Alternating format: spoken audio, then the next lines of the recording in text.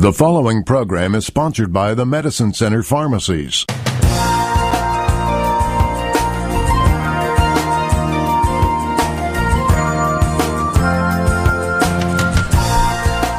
Good morning and welcome to Health Matters with the Medicine Center Pharmacy. I'm your pharmacist, Paul White. We're very glad you joined us this morning. Before we begin, I'd like to thank our sponsors, Mercy Medical Center, Studio Arts and Glass, Kempthorne Motors, and of course our technical producer, J.D. DeAngelis. This morning in the studio with me is Brad White, a compounding pharmacist, and our special guest, Nicole Selinsky, diabetes educator from Mercy Medical Center. Thank you for joining us this morning. Thank you so much for having me. It's great to be here, and I get to share about diabetes with our listeners this morning. Super. Diabetes and nutrition impact a lot of people, including children and adults who have diabetes, as well as family members and friends.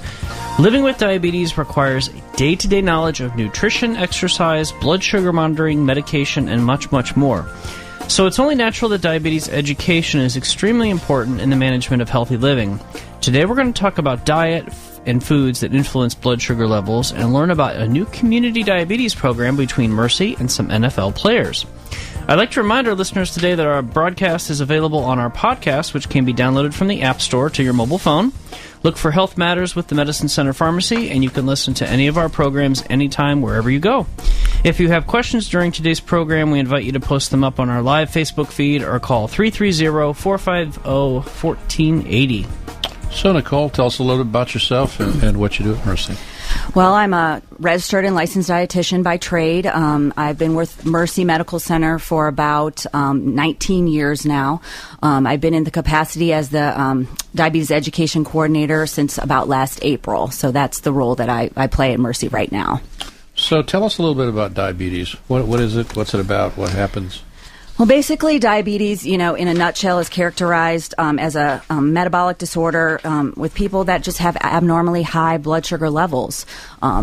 Basically, their pancreas either stops producing insulin, which helps to get that sugar out of the bloodstream, or it just doesn't work quite right anymore, causing the blood sugar levels to rise, and therefore a lot of the complications that we see from diabetics. Okay. So let's look at the numbers. How prevalent is diabetes in the United States? Unfortunately, the numbers are pretty high and rising. About over 30 million children and adults have diabetes in America. There's about 86 million people that have what we call pre-diabetes. And it's kind of interesting that only about 11% actually know that they have this. At ADA, which is the American Diabetes Association, they just sent out kind of a alert that about 4,110 people each day get diagnosed with diabetes. So the numbers are pretty high. Okay, so what are we at, 10%, 8% of the population? It's about 9.4% of that 30 million, yeah. So I know all the stuff out there about the food and the diet and all that stuff that affects this issue. Mm-hmm. What about the children, who are growing up with this? What do we do about this? Well, that's one thing that we're really trying to do with some of the programs that we're doing is create awareness, and we'll, kind of talk about what that program is that we're doing with the NFL players is to raise awareness with our kids today to help them understand what the disease is and how they can prevent it and know what it is. Are there many NFL players running around with diabetes? That I don't know the answer to. I'm just kind of familiar with the stories of the two that, I'm going to be meeting and working with next weekend.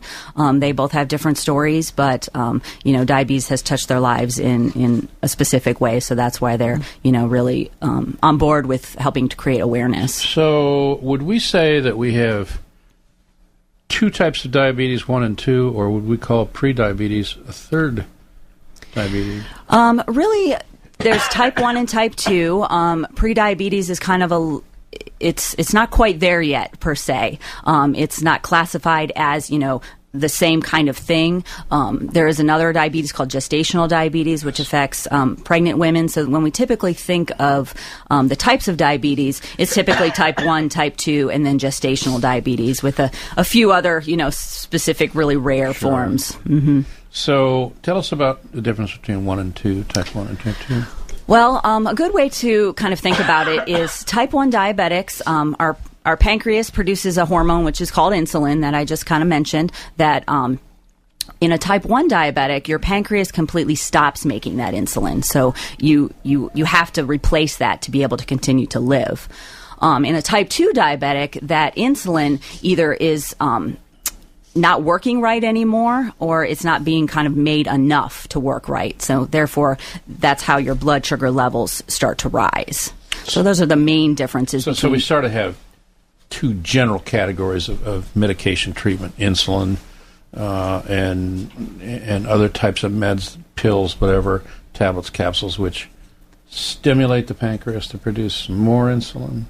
Some of them do that, yes. Not all medications work in the same organ to do the same thing. There's a lot of different types of medications out there. Some definitely, like you said, target that pancreas to produce more insulin, make it a little more susceptible to being used.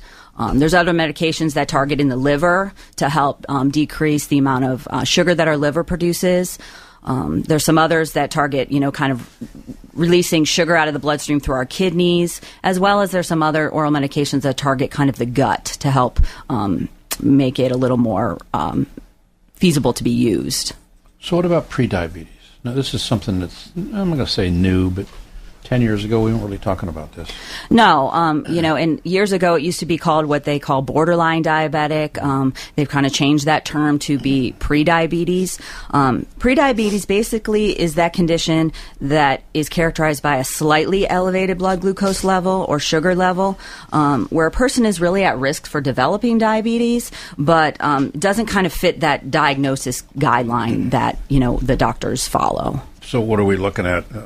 When we call you or say you have prediabetes, sort of an elevated blood glucose to what? Usually they go by what we call an A1C level, and typically a diagnosis is for a diabetic is above 6.5 or above, and usually a pre-diabetic is kind of right below that, somewhere between that, maybe 5.5 to 6.5%.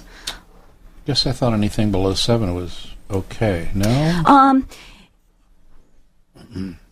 There's the ADA, or the American College of Endocrinology, recommends 6.5 or below. The American Diabetes Association has a recommendation of 7% or below. So it kind of just depends on, what doctor you're going, what guidelines they're following. But typically, if you are, below 6.5, you're kind of on that line. Okay, so that would be the A1C grade when you would start to talk to the patient and say, look, I better quit drinking that beer at bedtime and whatever, shape your diet a little bit smarter and less sugars and whatever out throughout the day. Would that be simply the way to say it? Or? Yeah, I guess in a simple way, one of the two ways to help prevent developing diabetes if you've been told that you're a pre-diabetic is, try and get as much education that you can to understand what's going on. And as a diabetes educator, that's something that, I do to help my patients.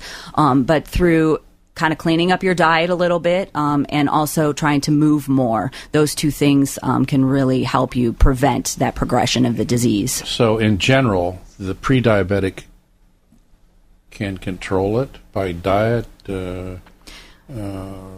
typically, exercise, typically the doctors will allow them to kind of do that trial of, hey, go ahead and try that diet and exercise for, a 3-month period to see if we can get those numbers under control where I want them to be, so they're going down rather than going up. Sure. Mm-hmm. Specifically, as a dietitian, I mean, you've got both sides of the coin, which is kind of cool. Mm-hmm. You sit down with a class, or I know you said you had classes, and is that part of your instruction that, okay, here's the foods, simplistically, I guess I'm saying, here's the food you should eat, here's the food you shouldn't eat. Here, let's create your diet daily, whatever. How do you handle Well, that? there's a lot of different things that we do with our patients. Our goal is to individualize their care, give them the support that they need, the knowledge that they need. We have individual sessions where we sit down one-on-one with the patient. We have class-type settings where they're in a group, so they're learning the material, not just through us, but through other people that have the disease too, and kind of learning from each other. myself and another, 2 dietitians, we're kind of on that team that just really helps them individualize, give them the support, and also kind of the accountability that sometimes people need to help stay on track. The doctors don't always have the time to sit and, review all the facets of diabetes. Yeah. And that's, really what our program at Mercy is strive towards. So, we all know that a visit to the doctor these days is strictly, I'm not going to say strictly business, but it's not like it used to be. You didn't go sit and talk to them for 15 or 20 minutes. Right. It's, okay, here's your symptoms, and they did all the blood work which, is not recent. It's been around for a long time. Mm-hmm. But almost everybody gets an A1C, test, that sort of thing. So what do we do next? I was on the board for a long time of the Juvenile Diabetes Foundation. Their goal was to have a cure for diabetes by the year 2000. We didn't make it. We're a little bit behind on that one, yes, but still working towards. But the complexity of the disease is I guess, will they ever solve it? I always hope, I one of the reasons that I took this position is because I have a passion for this. I have, family members who, are diabetic, who have struggled, friends. And so, just with anything, we hope that we find a cure for it. But in the meantime, encouraging people that they do need the education. There is so much about diabetes that actually people can control. And one of my big things when I talk to classes or patients is, giving them, the more you can give yourself the knowledge, the more that you can understand what's going on and help yourself to prevent the long-term complications that come with disease, and empower yourself to do that. And, Google doesn't always have the right answers, True. Right. Okay, I think it's time for our first break. You're listening to Health Matters with the Medicine Center Pharmacy. Hi, this is Brad White, your Medicine Center pharmacist. Are you paying big bucks for a little blue Viagra pill? There's a better alternative. Starting at only $4 per dose with a prescription from your doctor, the Medicine Center Pharmacy can prepare a sildenafil or tadalafil tablet that melts in your mouth for an affordable price. This allows you to take care of business and still have money left over for dinner and a movie. The Medicine Center Pharmacy has 4 locations in Stark and Tuscarawas counties. We're here to keep you healthy and save you money. Give us a call at 330-339-4466 for more information. With a heart attack, every second counts. Every moment the blood supply to your heart is cut off or reduced leads to heart damage or death. Mercy Medical Center can stop a heart attack in record time. Mercy is the only hospital in the nation that can open a blocked artery right in the ER just minutes after arrival, saving lives and preventing further heart muscle damage. That's because Mercy's Emergency Chest Pain Center was America's first to achieve full accreditation and the first to install a fully functional cardiac catheterization lab just a few steps away from our ER doors. The average time in the U.S. from ER arrival to opening of a blocked heart artery is 64 minutes. At Mercy, thanks to our ER cath lab and the area's most experienced emergency heart care team, it's faster. We're capable of opening a blocked artery in as little as 5 minutes. If you have heart attack symptoms, get to Mercy. We can stop a heart attack in record time. To learn more, visit cantonmercy.org/heart. Hi, Paul White for the Medicine Center Pharmacies. If you had chickenpox, you are at risk for shingles. Shingrix, the new vaccine for shingles, is now in our pharmacies. Did you already get the other shot? Shingrix is more effective, and you will need to get a 2-shot regimen. Talk to your Medicine Center pharmacist and learn more about this new injection. The Medicine Center Pharmacies at Canton, Louisville, Minerva, and New Philadelphia, where wellness begins. See us on MedShopRx.com. We keep hearing on the radio that the big chain pharmacies have all kinds of zero copays on Medicare Part D programs, as do we. But our pharmacists using iMedicare software have saved Part D patients lots of dollars by helping select the right Medicare Part D plan during open enrollment. Not all Part D programs cover the same drugs. Our pharmacists make sure that the Medicare Part D enrollees see all the available programs that are the best for them. The Medicine Center Pharmacies in Canton, Louisville, Minerva, and New Philadelphia, 13 pharmacists to serve you. See us on MedShopRx.com.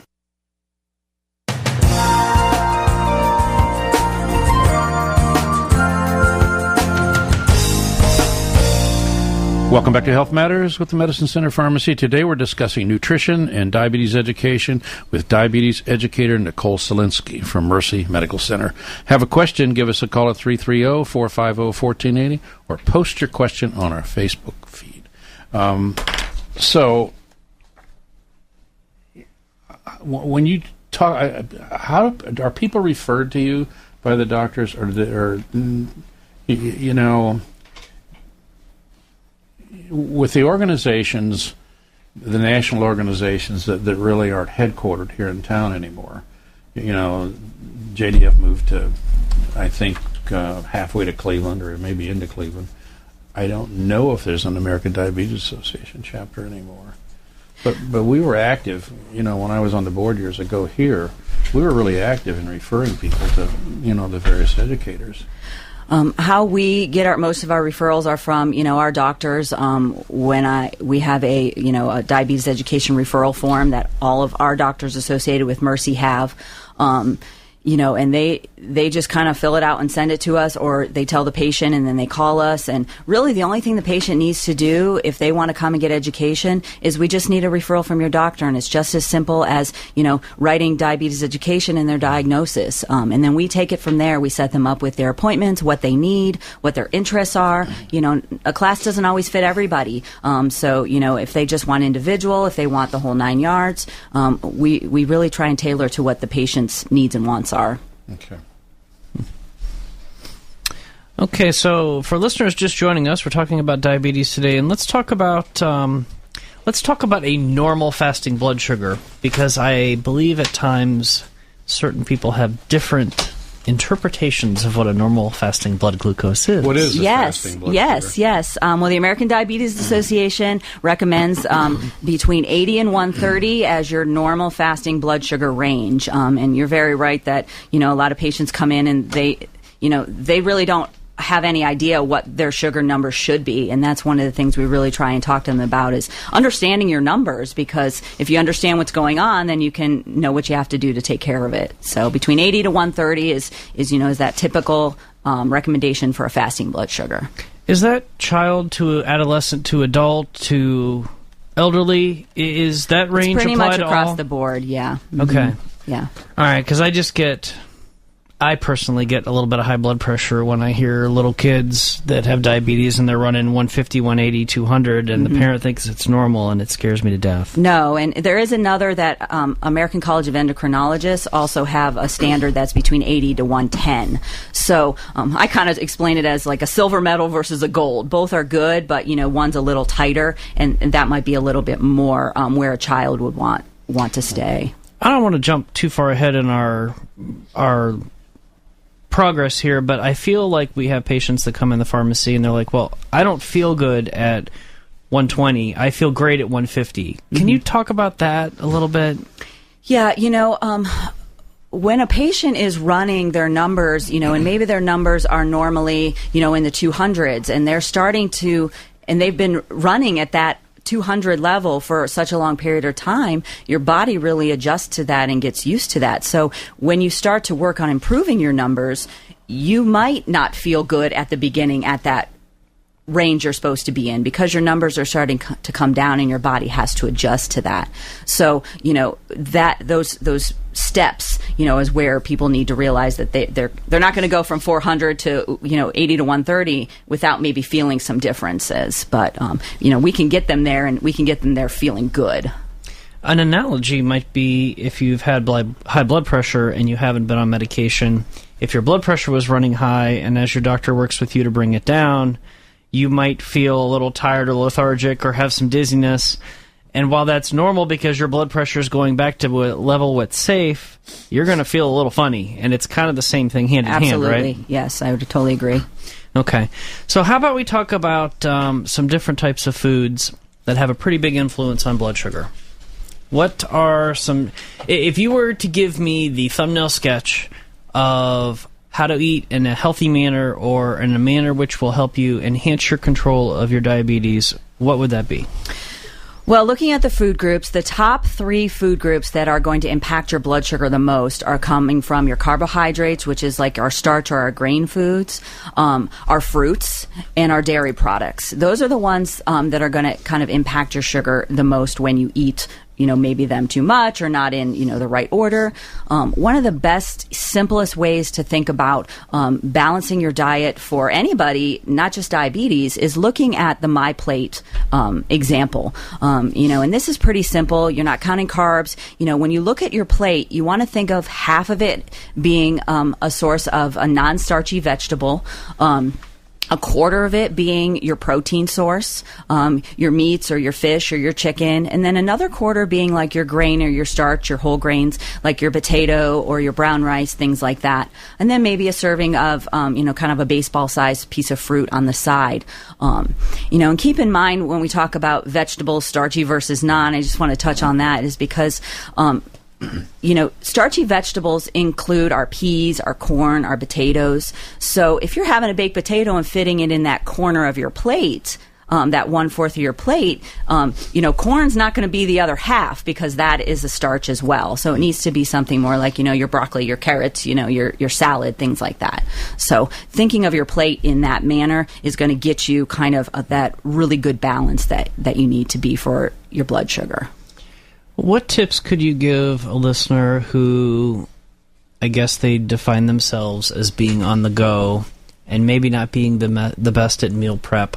They're out during the day for lunchtime, running around, or maybe dinner time, and their first stop is one of the quickie joints. Mm-hmm. Is there a way to be a little more creative if you're forced to eat on the go in that fashion?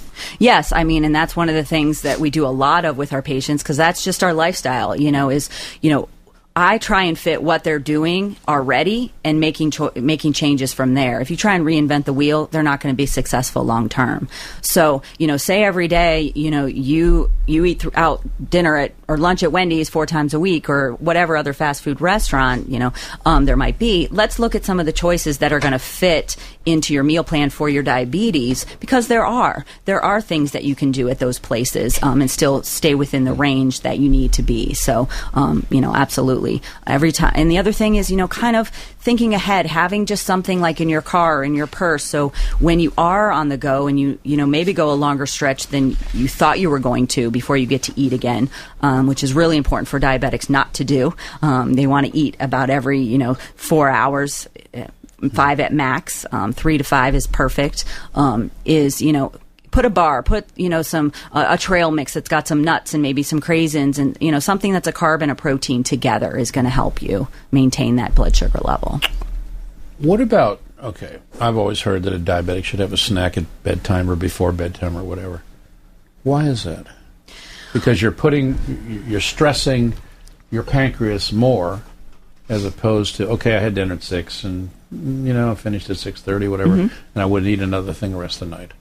Well, the big thing with diabetes is you want to make sure that your blood sugar stays even as much as possible throughout the day. And when you go long periods without eating, you have that up and down of your sugar level. So say you ate dinner, like you said, at 6:30 and you don't go to bed till, 10, 11, 12, and then you're waking up the next morning. That's way too long of a stretch to go. So it also depends on what you're eating at that time too. What I recommend is usually like a carb and a protein together, or maybe, for example, like a small apple with a little bit of a nut butter, or Sure.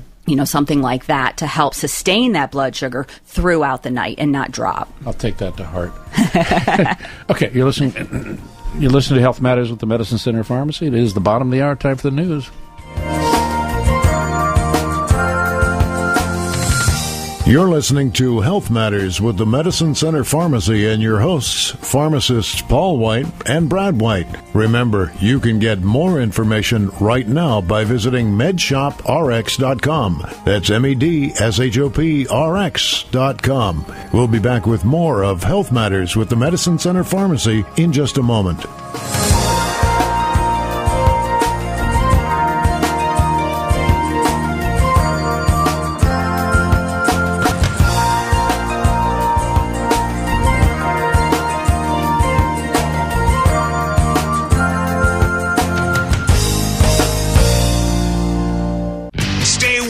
this winter and shop the largest auto mall in Northeast Ohio with one click at KempThorne.com. Mazda, Volkswagen, Volvo, Jaguar, Mercedes-Benz, there's something for every price range. And KempThorne.com makes shopping easy, fun, and friendly. Less than stellar credit? Never a problem. And we have a huge selection of pre-owns. Kempthorne is a name you know and trust. They've been committed to our community for over 80 years. Shop KempThorne.com.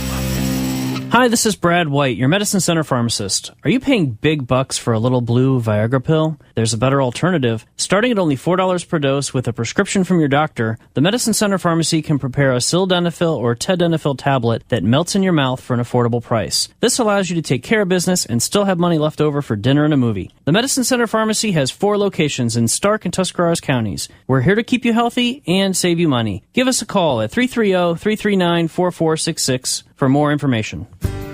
Brighten your day with beautiful stained glass from Studio Arts and Glass. Let the sun shine in through a stunning beveled glass window that forms a rainbow on your walls. Commission a piece of art to cherish for years. All at Studio Arts and Glass on Apple Grove and 77 in North Canton. Open Monday through Saturday, 10 to 6, or shop online at StudioArtsandGlass.com.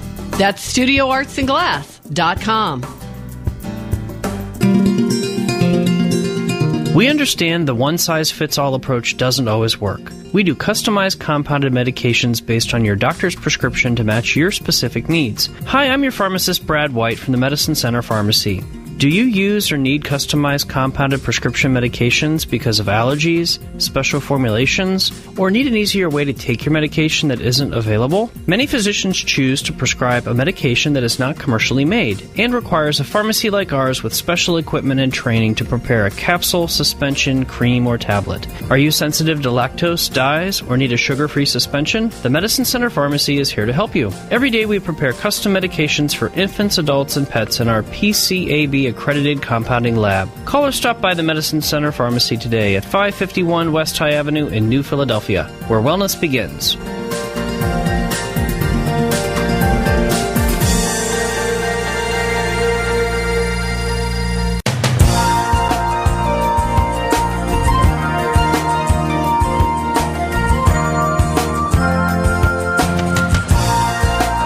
You're listening to Health Matters with the Medicine Center Pharmacy.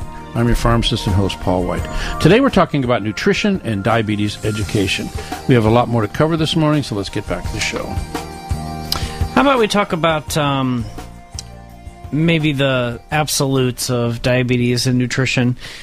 Just because you have diabetes doesn't mean you can't ever have sugar again. Is that true? That is true. You know, years ago, the big thing was just don't eat sugar, don't eat sugar. And, you know, definitely you should cut out as much as you can of, you know, sugary foods and things that we think of as maybe not healthier choices. But, you know, again, kind of going back to trying to fit into real life is that, you know, there is a place that you can fit some of those things in. And again, as our program and a dietitian, you know, that's one of our jobs is to help people figure that out in a manner that's not going to, you know, hurt them and how that figures into their, you know, carbohydrate intake and their meal planning. I think sometimes patients and even we pharmacists get a little intimidated with carbs and proteins and simple carbohydrates and complex carbohydrates. And, you know, there's sugar in a lot of different things, even fruits and vegetables. But how about you touch on what maybe what the good kinds of sugars are versus maybe the less preferred type of sugars? I'm thinking Easter's coming, and I just walked through the aisle and I saw the M&Ms and the... You know, the little eggs, and I thought, oh, boy. So. Oh, yeah. I have a, yes. You know, there's 3 main type of carbohydrates. There's our starches, are our grains, which come from, you know, our breads and pastas and rice and things like that. There's our fiber, you know, which is a type of a starch, and then there's our sugars. And so when you talk about good sugar versus bad sugar, it's more about, you know, the types of foods. Fruits are higher in sugar, but they're a natural sugar. They're going to give you more nutrition. If you eat a whole piece of fruit versus a fruit juice, you're going to get some of that fiber in there, which is going to help to slow that digestion of sugar in the bloodstream, which then is going to not raise your blood sugar as much when you eat it. So, you know, when we think of the Easter candy and things like that, those are definitely things that you want to stay away from, and they're going to have more impact on raising your blood sugar level if you eat them. Something that maybe has a little bit of a protein piece to it. For example, an M&M, like you said, not a perfect food, but if you choose a peanut M&M over a regular M&M, it's going to maybe have a little bit less of an impact in your blood sugar. Now, should you eat, 4 bags of it? No, but, if you have to choose, let's look at what maybe the better choice is, and those are just some examples for you. Are you able to help patients kind of come up with a plan? So let's say, okay, Easter's coming, and you're going to go to one of your relatives' homes and have a nice dinner and maybe indulge in something sweet. Is there a way that you can help patients identify, okay, I expect this particular sugar load potential to come up on this date? Mm-hmm. Is there a way to say, well, maybe I walk an extra mile around the block, or maybe I eat a little more protein in the morning to offset? Is that legit, or what options are there? Yeah, there's definitely some options, from, a diabetes perspective. When you eat something that's higher in sugar, it's going to affect your blood sugar negatively. So how can you offset that? If you're going to have that, say, favorite dessert that comes on Easter at your family function, maybe that's going to be your carbohydrate. That's going to be kind of that fourth of that plate that we were talking about. So maybe that's when you kind of skip the potato, or you skip the bread, or something like that to kind of offset that. Another thing that's really, really helpful is going for a walk. Even a 10-minute walk can really have an impact on your blood sugar levels, like after a larger meal. Because the way that it works is that when your muscles require energy, then that sugar has to be pushed out of that bloodstream and used for energy in the muscles. So if you require them to work right after you eat, then that's going to help your blood sugar maybe not go as high. So those are a couple of different things that you can do. Also, trying to drink a little bit more water to kind of dilute things can be something that you can do as well. And probably portion control, too. Yes. Have a half a piece of cake instead of full, or something like that. Don't have the cake. Well, sometimes I worry, though. I mean, I don't know what you feel about it, but when you tell people they can't do something, they just want it even more. So, right, and then they want 5 or 6 pieces of it instead of maybe being able to have that half of a piece of cake. I really feel that being realistic in your goals and what you want to accomplish for lifelong is really important, because diabetes doesn't go away. So you have to learn how to live with it and be okay with your choices within moderation. Okay, we've been batting around the A1C, talking about that the entire program. What is it? All right. How do we determine it? What's it tell us, et cetera? Okay. Well, the hemoglobin A1C, sometimes just said A1C, is a measurement of your blood sugar level with an average over a 3-month period of time. Okay. Your doctor will probably tell you in a percentage what your A1C is. So say, for example, you're told that you have a 9% A1C level. What does that mean? That percentage is linked to kind of a glucose average number. So, for example, 9% is equal to about a 212 A1C reading. Yeah. Mm-hmm. So, if we look at what that standard between that 80 and 130 is supposed to be, and your A1C is 9%, equaling an average of 212 over the last 3 months, then your sugar's been running pretty high.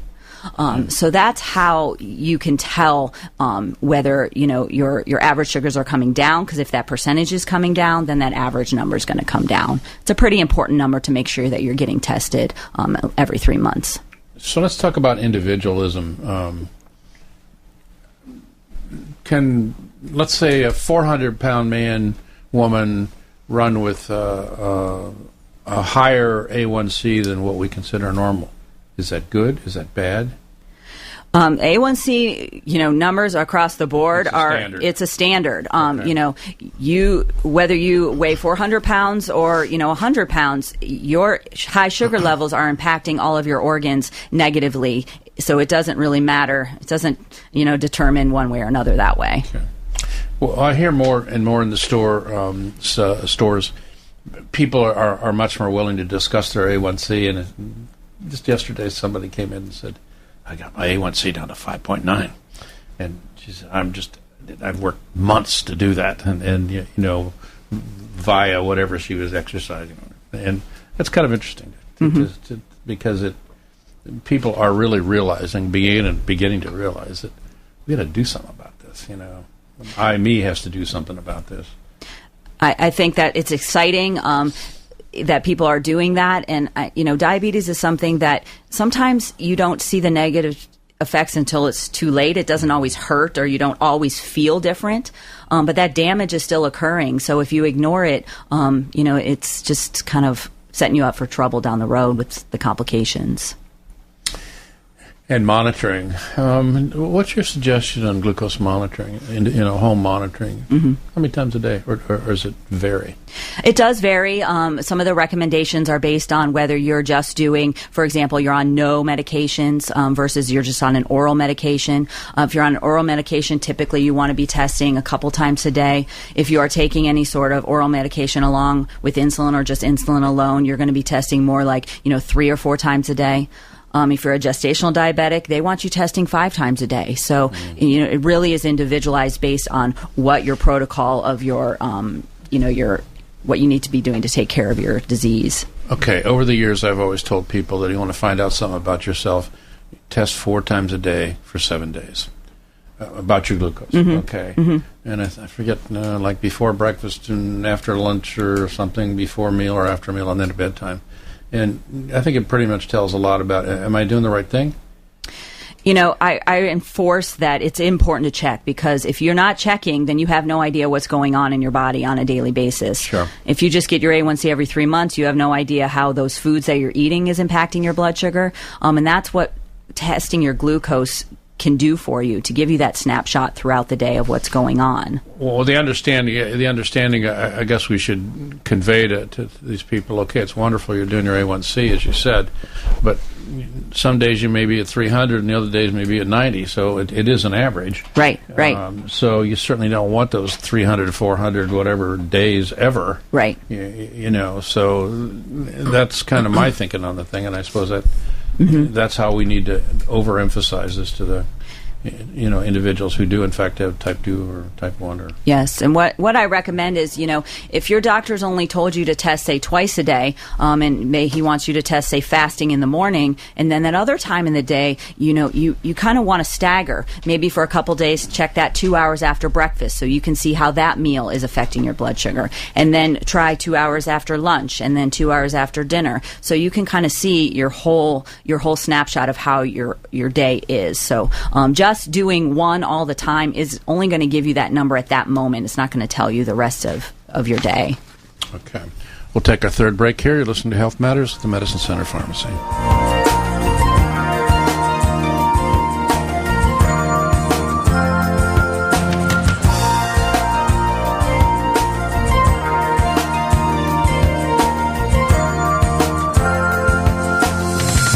You're listening to Health Matters with the Medicine Center Pharmacy and your hosts, pharmacists Paul White and Brad White. Remember, you can get more information right now by visiting medshoprx.com. That's medshop.rx.com. We'll be back with more of Health Matters with the Medicine Center Pharmacy in just a moment.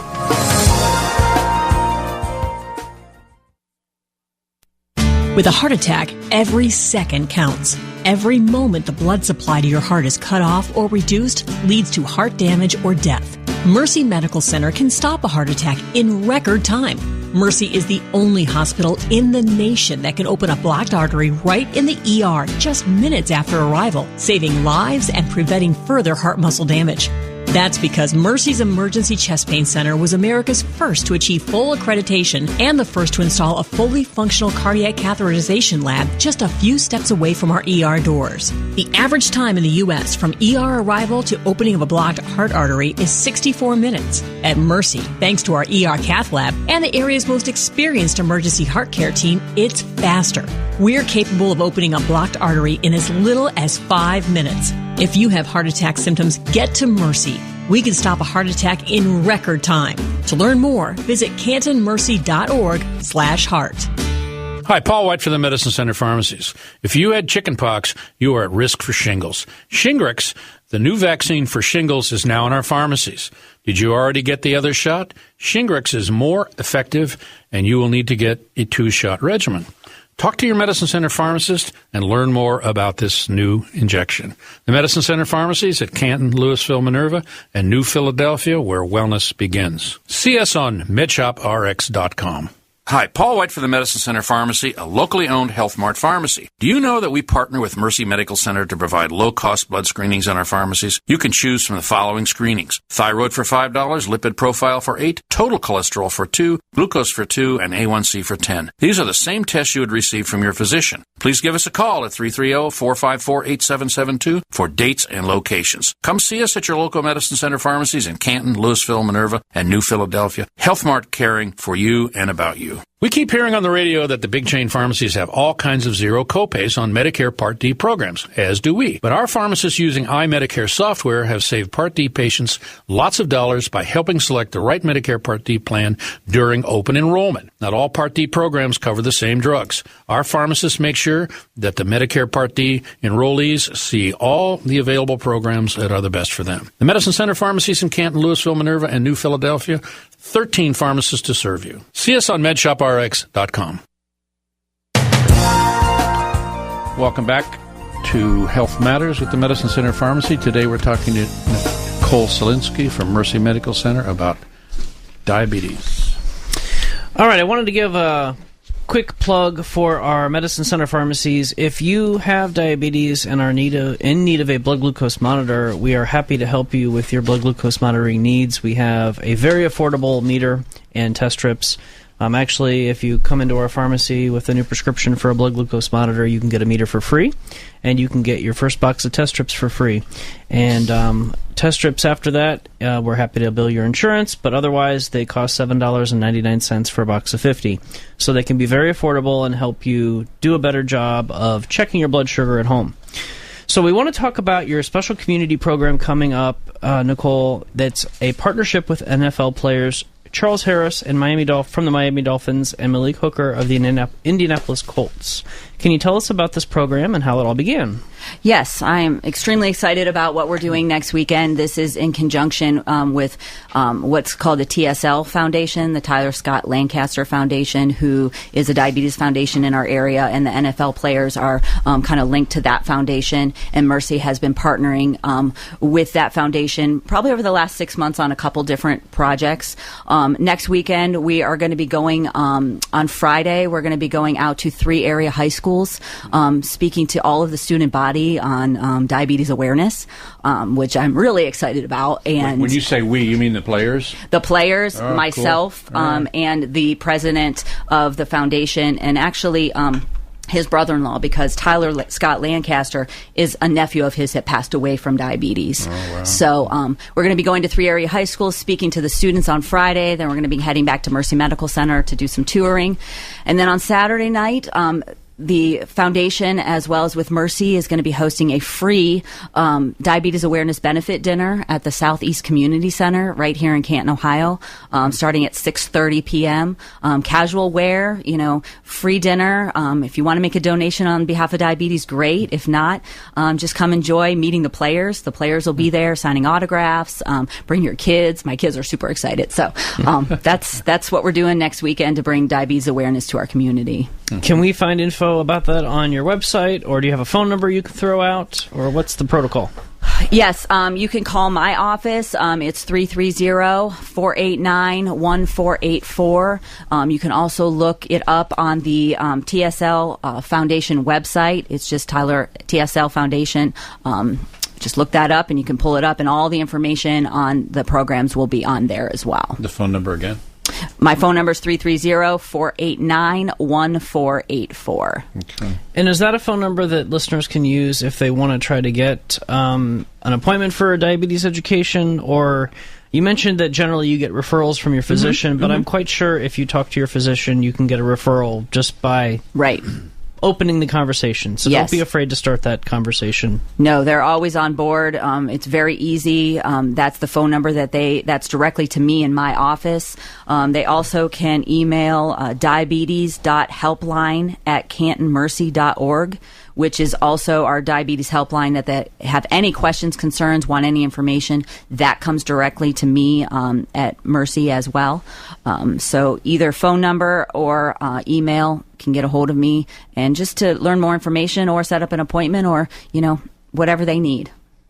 What about your high schools? Do you know which ones are going to? Yes, we're going to be going to Canton McKinley. We're going to be going to Canton South, and we're going to be visiting Glen Oak. Now, how will that work? I mean, you're going to have the entire school in there talking to them? Or? Yeah, for McKinley, we're going to be doing they're picking quite a few hundred kids of their student body. Canton South, we're going to be speaking to the entire student body. Mm-hmm. And Glen Oak, I'm not sure yet if it's going to be the entire student body or just that few hundred select few as well. Mm-hmm. Wow, that's neat. Yeah, I'm really excited about stuff. it. Wow. Yeah.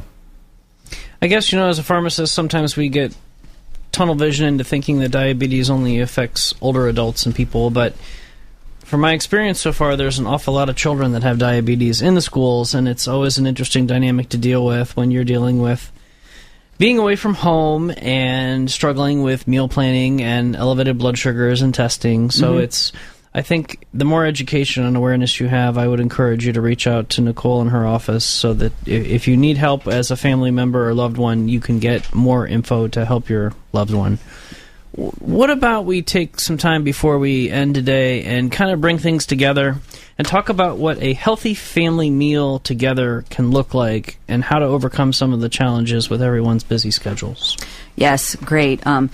Family meals are kind of going by the wayside these days, and it's really, really important to try and make people realize that we need to kind of try and get back to that as much as possible for the benefits to our kids, to our family. Some of the benefits that have been shown in the research are, just greatly improved diet quality with family meals. They show that just eating a family meal together 3 times a week can improve the intake of fruits and vegetables in your kids as well as yourself. Kids having healthier body weights. For 17 years, I did a weight loss camp for kids every summer, and there was over 600 children there, and they were obese children. So it is a problem. And if we can, get our kids eating healthier, and maintaining a healthier body weight, that will prevent diabetes, because that's one of the biggest things is weight. Greater academic performance, less chance for disordered eating with eating family meals, as well as decreased substance abuse. So those are the 5 key things that can really help with that. And what does it look like? It's different for everybody. Basically just sitting around somewhere together, shutting off the distractions of the phones or the TV and just talking. Maybe serving family style, because family style helps to instill good hunger cues within your children. And just serving a variety of foods, like I said, going back to that My Plate look, making sure that you have a fruit or vegetable with every meal, some sort of protein source and a healthy carbohydrate. It doesn't have to be anything, extravagant, but that's kind of what my vision is. I was at a book fair last night at one of the schools, and I talked to some of the kids, and the 5th grade, 6th grade kids. And this one gal was standing right beside me, and I said, "Hey, do you like to read?" "I don't have time." And I said, "Well, what do you mean?" I said, "There's a lot of books here, in the library." We were in the library. Guess what she held up? Mm-hmm. Her phone? Mm-hmm. Mm-hmm.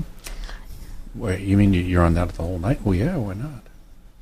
So I just, that doggone thing all feathers into all the disorders, particularly with the kids. I mean, you see them all carrying them around with them. Even the littlest kids. Yeah. They got a phone or an electronic device. It is, and it doesn't have to be a dinner time. I have 3 kids. We're going 7 different ways in one night. I totally understand. So, it could be a breakfast. It could just be a snack for 15 minutes after school. Everybody's sitting down and having a discussion. Just something that connects you again.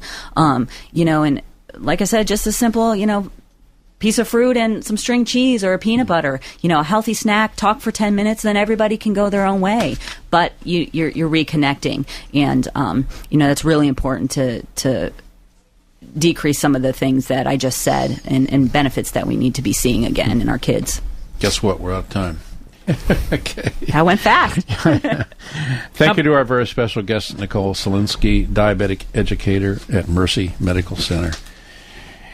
We'd like to remind our listeners, and I better put my glasses back on, we'd like to remind our listeners, if you suspect you have a medical issue, and even what we're talking about today, don't be afraid to contact your healthcare provider. Thanks to our sponsors, Mercy Medical Center, Studio Arts and Glass, Kempthorne Motors, and of course, our technical producer, J.D. DeAngelis. Tune in next week to hear our very special guest, Sarah Schimmel, Director of Mercy Haven Hearing After Violent Encounters Network program, and Dennis Hollenbach, Patient Coordinator. As always, thank you, our listeners, for joining us on Health Matters with the Medicine Center Pharmacy, right here on News Talk 1480 WHBC. Thank you for joining us for this edition of Health Matters with the Medicine Center Pharmacy and your hosts, your pharmacists Paul White and Brad White. Remember, you can get more information right now at medshoprx.com. That's medshop.rx.com. Be sure to join us next Friday at this time for Health Matters with the Medicine Center Pharmacy. The preceding program was sponsored by the Medicine Center Pharmacies.